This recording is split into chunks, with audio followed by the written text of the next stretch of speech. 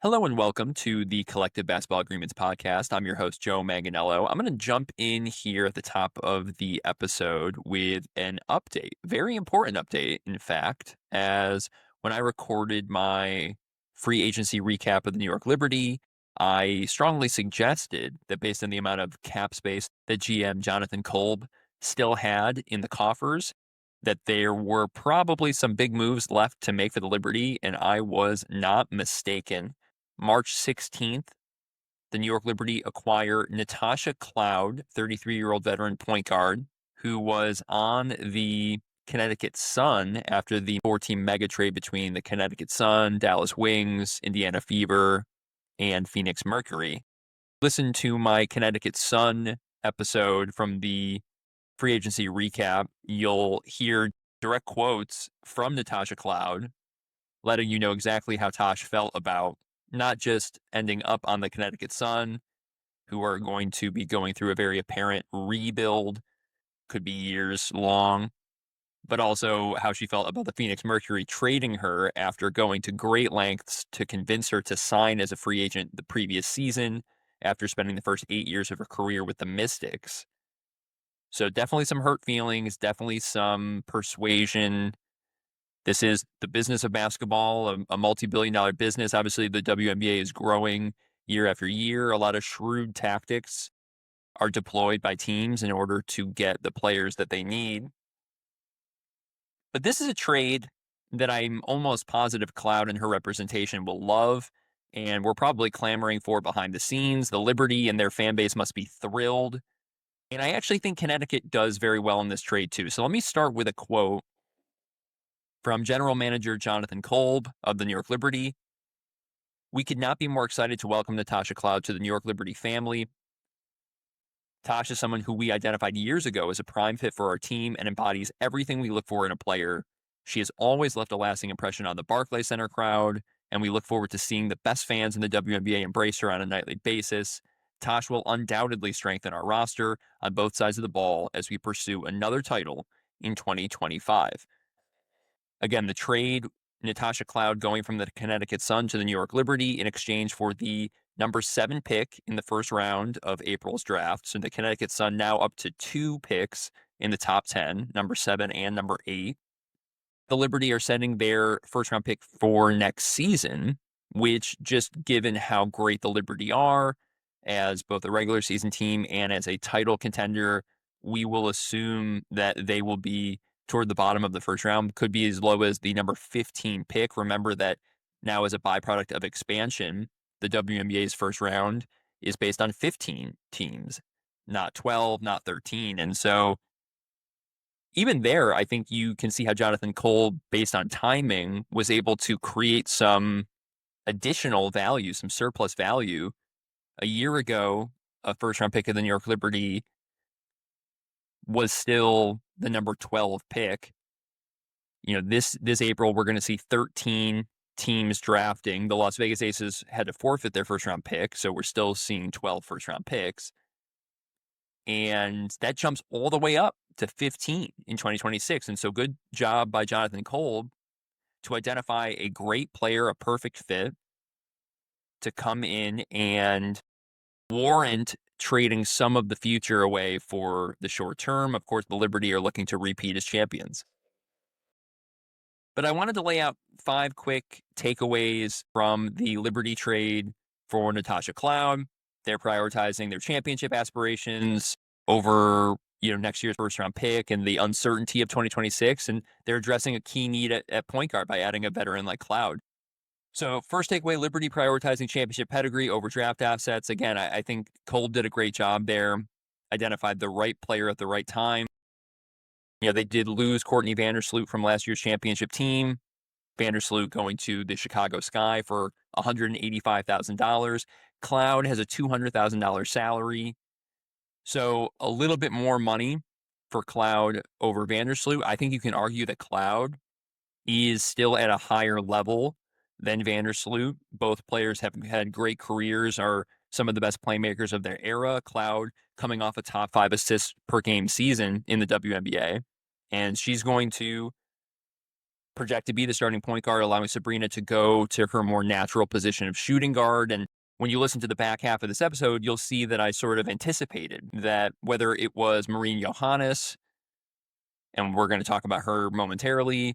Now we have Cloud. Maybe they, in a different version of reality, they would have found some other veteran help at the point guard position to string things along for Breanna. But now I think it really just makes sense. And we saw Cloud and Breanna playing together some for the Phantom in Unrivaled. And so I just think it's a great fit. I think this backcourt makes a lot of sense. It keeps the Liberty at the tippy top of the league in terms of title contenders as they go for back-to-back titles.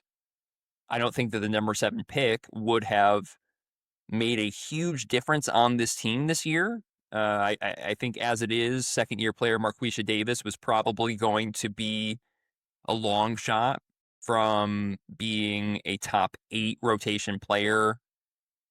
She might even have a hard time cracking the top 9 in the biggest games, and who knows, how big of a rotation Coach Brondello is going to go to in the biggest matchups of the year. I think that number 7 pick would be even further down on the totem pole compared to Marquisha. And then again, I think next year's 2026 first round pick, it's not the end of the world. You have to make a concession if you're going to acquire a veteran player like Cloud. Let's move to number 2, and we were kind of getting into it. I think her complementary skill set for Ionescu is huge. Cloud's defense, guarding the point of attack, guarding the other team's quicker guard player is going to free Breanna up to have an easier matchup. And then I think offensively, Cloud's playmaking is going to give Breanna the chance to leverage her shooting gravity off ball.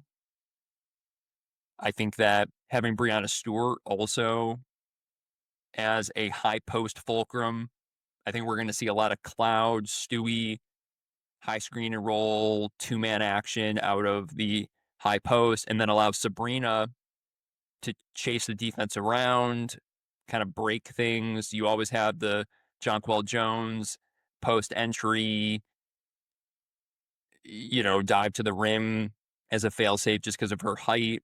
And then you have players like Phoebish, Laney, and others who can spot up, who can take over a possession late in the shot clock. So I just really love this offense. I would predict them to be the number 1 offense in the WNBA after a move like this. Number 3, this is a seamless locker room fit after the unrivaled chemistry between Cloud and Ionescu.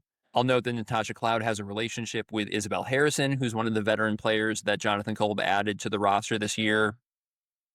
So this is a veteran group, athletes that have known each other for years and years.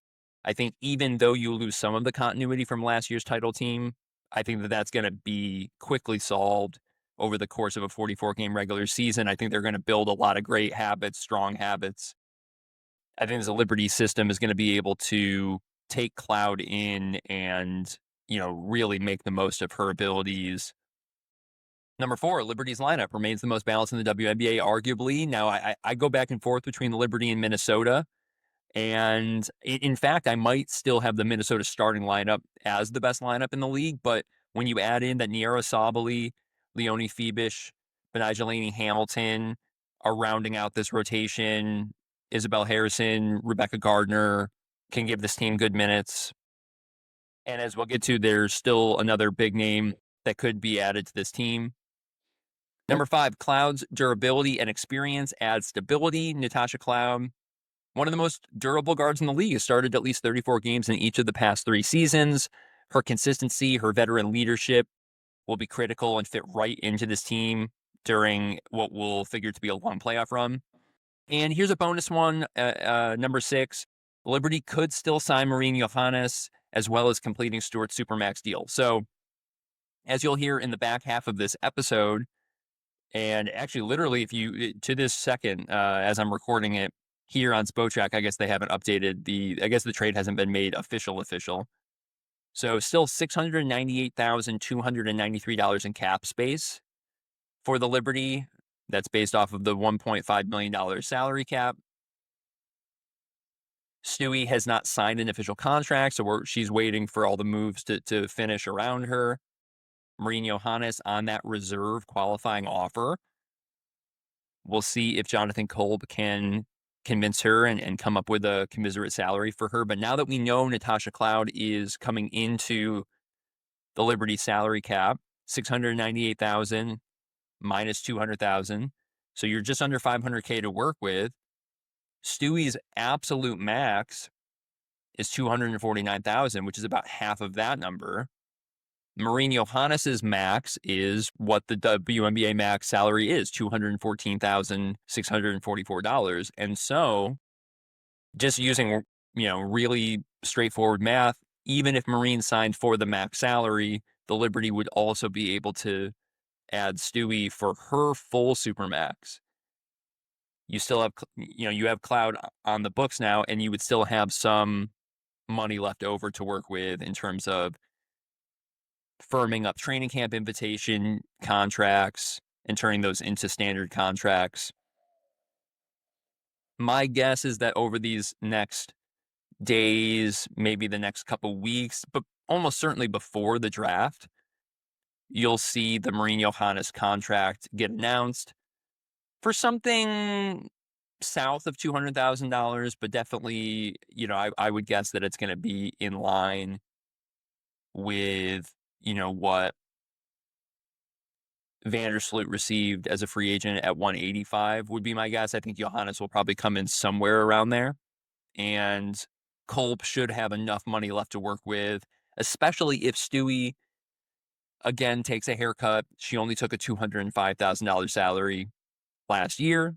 So if you split the difference and she comes in somewhere around like 225, and then, if we wanted to use super easy math, 225, and then let's say Marine is 175, so that's $400,000. Tash is $200,000 on top of that, so now you're at $600,000. You would have $98,000 to work with. Now, they do have a lot more players to sign, so you do need some relief somewhere. Maybe Marine has to take a bigger haircut than that. Maybe Stewie has to take a bigger haircut than that. Kennedy Burke, Rebecca Gardner, and a few others still have not signed. Isabel Harrison have not signed their full deal. So, I don't want to make this seem easy, but I do think that based on track record and pedigree, I trust Jonathan Kolb to get all the numbers lined up here. And the fact that they made the trade for Cloud before the draft, trading out of that number 7 pick in order to do this, there is clearly a plan in motion. I'll go back to his quote that I started at the top. Tash is someone we identified years ago as a prime fit for our team. What that tells me is that Kolb has known that when Vandersloot became a free agent again, it could create a chain reaction where they need to go and find another point guard for the team. Whether or not Marine Johannes comes back from France. So I trust that Kolb has a plan that he is putting in motion here, and really excited to see how this Liberty roster finalizes and what the salary cap looks like, what this cap sheet looks like as we get closer to training camp. But I'm going to wrap up this opener. Please enjoy the rest of this episode. Plenty is still relevant, but I wanted to at least give some new information and some new color commentary to a very big trade as we inch closer and closer to the 2025 WNBA season. Thanks for listening. Hello and welcome to Collective Basketball Agreements Podcast. I am your host, Joe Manganiello.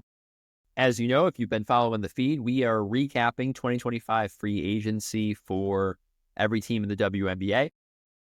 How about we talk about the reigning WNBA champions, the New York Liberty. You know them, you love them. They play at the Barclays Center. They got all the stars coming to the game. Shout out to the very, very, very, very talented team behind the scenes, both on basketball ops and on the corporate side. As you know from the first episode on the feed here, I really proud to have worked there for 3 years, helping to build an already great, loyal Liberty fan base, just helping them migrate to the borough of Brooklyn. Love Brooklyn. Love Brooklyn. Miss Brooklyn. Austin, Texas is great. Has a lot of my favorite. has a lot in common with a lot of my favorite parts about Brooklyn and some other things. And in general, was really happy and felt proud, quite honestly, to see the Liberty win their first championship, an original WNBA franchise, winning their first championship. The images, the sound, the coverage, the phenomenon of WNBA basketball at the Barclays Center, that ain't going to stop. Now that they just have one ring, I mean, they're going to keep going. Ellie the Elephant, top 5 star in the world of basketball, top 3. I mean, it's a great team, a great story. And, I think this offseason, rightfully so, has been so far like relatively discreet. Now, I do think maybe it's worth discussing, some paths not taken. But why don't we get started here with some fundamentals? We're talking about the number 1 offense from a season ago, a 109.6 offensive rating, a 97.9 defensive rating, 3rd in the WNBA. They had the best net rating in the W, plus 11.7. And for GM Jonathan Kolb, so far, the decision was, hey, we have our best players under contract. Let's keep the powder dry to some extent. Via Spotrac, we look 3 guaranteed contracts, 12 unguaranteed contracts, a lot of training camp invitations, players who were on the team last year coming back, and they'll have to work out the final dollar amount between now and May. $698,000 in cap space. They have the number 7 pick in April's draft, as well as the number 38. So why don't we start here? The Liberty to date, they have 4 of the top 100 paid players in the league. You know them, you love them. Sabrina Ionescu, Breanna Stewart, Jonquel Jones, Betnijah Laney. Not bad. Not bad at all. And actually, let me clarify. They don't have Breanna Stewart signed yet. And I actually think that is something that I should talk about for a little bit there. So I think it's really interesting that they've already extended the core to Breanna, which means she's entitled to the Supermax salary. But in recent years, she signed a $228,000 contract extension with Seattle in 2022. She signed a $175,000 contract with the Liberty in 2023. That jumped up to $205,000 last year. So Breanna's never played for the full Supermax salary. I'm sure she would love to. Now, she is in a great position financially relative to your average human being. Her career earnings are almost $1.2 million. Unrivaled has been going very well for her. And obviously she's a fundamental principal leader in that. Just as someone that roots for fairness and equality and progress, I would love to see Stewie get the Supermax at least once. She's earned it. She's a legend, Hall of Famer. But I think it's cool that her and her representation, they're working with Jonathan Kolb, basically saying, hey, the number is going to start with 2, right? I mean, there's no way it's going to be less than $205,000 unless the Liberty can do something with that money. And I think there's a cooperation happening between Kolb, Stewie, really all the players on this team, because everybody on this Liberty team wants to win, right? They didn't create this star nucleus going to the finals in back-to-back seasons to squabble over money and walk away from it prematurely. And, 2026 is a whole other thing. I don't want to speculate on what exactly is going to happen to this core in 2026. The majority of the league, will be up for free agency. So the Liberty aren't necessarily in a precarious position relative to all the other teams that are in precarious positions, The CBA negotiations are going to be precarious for ownership and for teams. The players have a lot to demand. I'm not breaking any news there. So, I'll amend what I said. Stewie's entitled to the Supermax. We'll see exactly what that figure ends up being. Sabrina's at $208,000. Jonquel is at $195,000. Betnijah Laney is at $185,400. This is all via Spotrac. Team control for Natasha Sabally and Marquisa Davis and Leona Phoebus moving forward multiple years. That's really exciting if you're a Liberty fan to know that you have 3 players in their early to mid-20s under team control. And then I expect players like Kennedy Burke, Rebecca Gardner was a veteran that the Liberty went out and got, Isabel Harrison.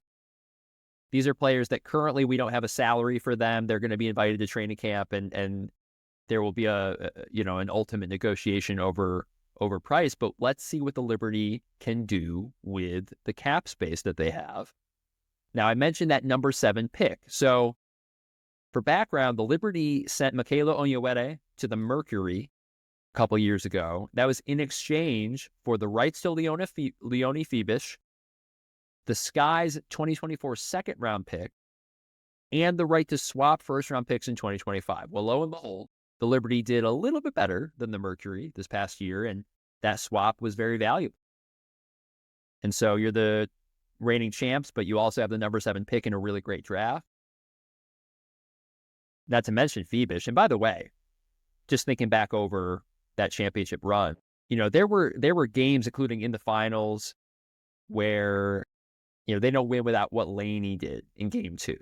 They don't win without JJ, period. They don't win without Natasha Sabally's playmaking on both ends of the floor in game 5, a real event in her development. I think there's an argument that Leone Phoebus, under team control for multiple years, with her height and length, with her calm demeanor on the defensive end, her smooth stroke three-point shooting, her ability to put the ball on the deck and get all the way to the rim, which took me by surprise by the end of the year. I was like, wow, like this is not a role player with a fixed ceiling. This is somebody who I would expect will get better in year 2, year 3, year 4, year 5, and who knows exactly where that development will finish. So I'm just a huge, huge Phoebus fan. And if the question was, were the Liberty going to make a big play for a star in 2025? With the obvious name being Satou Sabally, sister of Niara, or maybe some of these free agents with the cap space that they had. The short answer to that question, did they go for a star? The answer is no. But I think it's fair to summarize it as they didn't want to trade their best assets.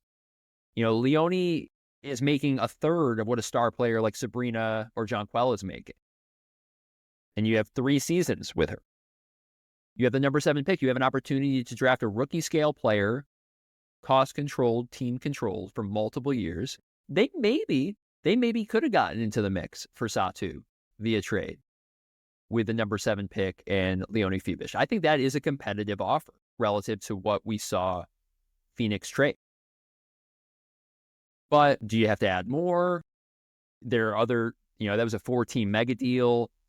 Are there other aspects of involving the Liberty in something like that? And ultimately, I respect GM Jonathan Kolb for just saying, you know what, we love what we have. We love what we have. We're going to keep developing our young talent, and we're going to draft that number 7 pick. Now, who knows? Maybe I'll post this podcast, and then we'll find out. We'll find out something different. But for now, I really support Kolb on that. And I do want to just say briefly, shout out to Michaela Onyenwere. Really, really a big fan of hers.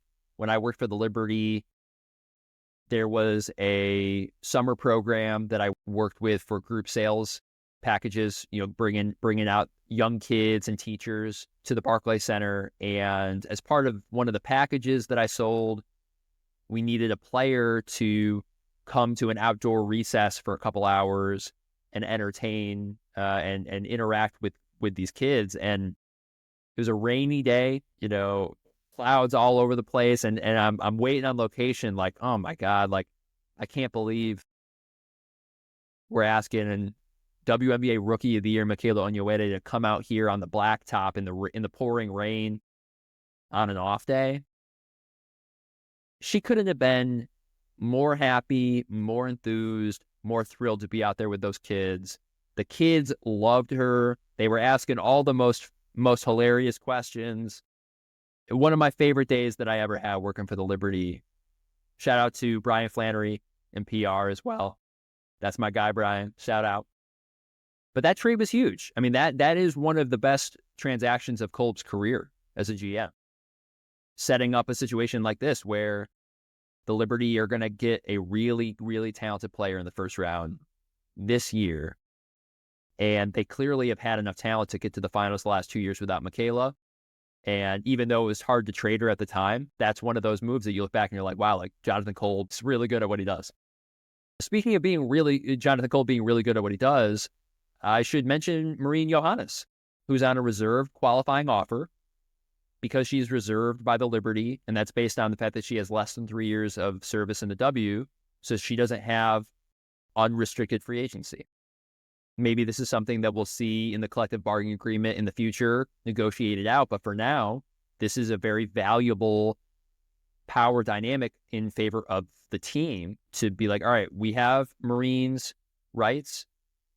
She hasn't played more than 3 years in the W, and before she can negotiate with other teams, if she wants to come back, she didn't play in the W last year in anticipation of the Paris Olympic Games in 2024.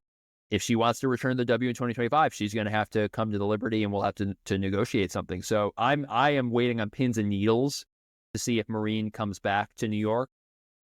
She is very popular in New York and very popular in the basketball world overall. Those one-footed, damn near bicycle kick threes, and the way that she plays, the pizzazz, the flair, there really isn't anyone like her. And, we'll see how Marquisha Davis develops. I think having Kennedy Burke, Rebecca Gardner, Isabel Harrison now as a veteran that's come over with good size too, 6'3", defensive forward. Like, you can see how this bench for the Liberty is more than adequate for them to go back to the finals. If Marine Johannes comes back to the Liberty, they're going to be my pick to win, to repeat, because it's going to be very difficult for teams to guard Sabrina, Jonquel, Benijah, Breanna. You got Niara in year 3. You got Leone in year 2. Hopefully Marquisha in year 2 is also a little bit better. Veterans that I just named. And then if you add MJ to that, forget about it. So really, really interested to see what happens there. Now, I haven't mentioned the departure of Courtney Vandersloot just yet. She went to Chicago. I ultimately think that was a pretty fair result for both sides, where she was able to get $185,000 to go to Chicago. She had won a championship in Chicago. She's going to be able to mentor young players over there. She's going to get way more guaranteed playing time.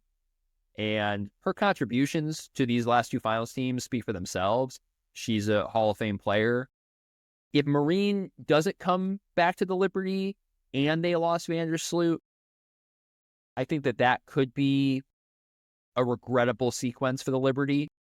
And even still, you have Sabrina Ionescu as one of the best guards on the planet. So I don't think that it's the end of the world for the Liberty to watch Vandersloot go back to Chicago.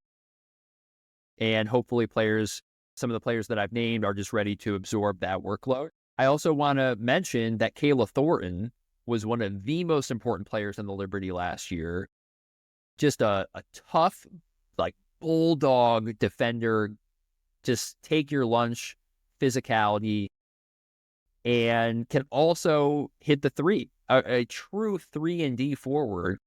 Such a valuable role on a basketball team.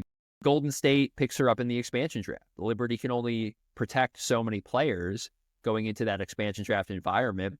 And we're going to see, just as a nod to the future, with Portland and Toronto coming into the league and having multiple teams in an expansion draft format to look forward to, going to be very interesting what teams like the Liberty do with their protection slots. But for now, Golden State takes Kayla. I think Isabel Harrison's going to do a good job replacing that role. 6'3" veteran forward, averaged 6.5 points, 3.9 rebounds for the Sky last season. So I think that she'll do a pretty good job replacing Kayla. There's nobody like Kayla, or it's going to be, it's not going to be easy to fully replace that type of production. But I think Isabel Harrison can do a good job. And then again, I think other young players are going to step up into bigger roles. And just as an overarching question for the season, can the Liberty be top 3 in both offense and defense again? Loved how aggressive they were in creating 3-point opportunities last year out of the pick and roll. Number 1 team in 3-point rate, number 3 in assist rate. And, you look at how their stars just like kept getting better. Breanna, 44% on half-court shots at the rim in 2023. That rose 10% in 2024. So getting to the rim, attacking the paint, finishing stronger, that really jumped up. And this is a year where she played more full-time, more point guard than ever before. So if she is the full-time point guard in 2025, I think the Liberty can live with that. I think there's an argument she's better at the 2, but I think that she's going to be fine at the 1. And I also want to shout out Jonquel Jones, 39% from 3 on about 4 attempts per game. For me, that reminds me of Draymond Green's career shooting season, the year that Golden State won 73 games. Now, funny enough, Golden State lost the championship that year. But to me, the comparison is it's so difficult for teams to guard Breanna, Stewie, and Jonquel in the half court, let alone in transition, and then you add these other shooters. But, just talking about half court, the idea that Jonquel is going to finish the play, 39% makes on threes. She's 6'6". You can't block her shot. Like, that to me is the cherry on top, or sort of the silver bullet. Like, you think you're going to be able to guard this team, and Jonquel's hitting 39% of her threes. You also got to chase Breanna around. You also got to make sure Stewie doesn't get a clean look in shooting from the nail. Like, you got Leonie Phoebus, who can pump fake out of the corner, get all the way to the basket. You got Panija Laney, who can score from all 3 levels. Like, again, this is the Liberty. The Liberty are going to probably be my pick to win the championship and repeat. We're going to see what they do over these next 2 months. We're recording here in early March. And it is funny. It is funny to see the nearly $700,000 in cap space still left to spend for the team. But, the Liberty and Jonathan Kolb have earned the right to play with the time that they have left, see what other options are available, and I can't wait to see what they do with that number 7 pick on draft day. But for now, I'm going to wrap it up there. Thank you for listening to this and other episodes of Collective Basketball Agreements. We'll keep these free agency recaps coming, and excited for more WNBA and NBA content to come. I'm Joe Manganiello. Thanks for listening.